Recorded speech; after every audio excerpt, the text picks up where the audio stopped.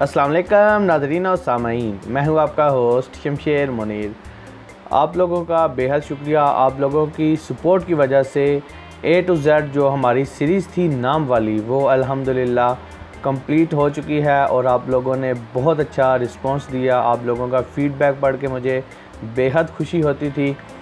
और अब इंशाल्लाह मैं इसके बाद जो सीरीज़ शुरू करने जा रहा हूँ, उसमें मैं आप लोगों के जो स्टार्स हैं उनके ऊपर मुकम्मल इन्फ़ो देने की कोशिश करूँगा और बताऊँगा कि किस स्टार वाले अफराद कौन कौन से पत्थर पहन सकते हैं।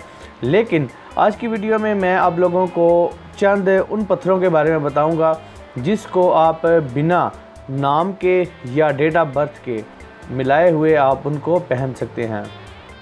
वो पत्थर जो आप बिना नाम के या डेट ऑफ बर्थ के मैच किए भी पहन सकते हैं, उनकी कुल तादाद 15 है, जिनमें ज़िरकॉन, याकूत, अकीक, कारंडम, दुर्र नजफ़, मोहे नजफ़, ज़बरजद, एमेथिस्ट, पेरिडोट, स्ट्रेन, ब्लोर, मूनस्टोन, सनस्टोन, संगे सीम, लाजवर्द और संगे सितारा पत्थर शामिल हैं।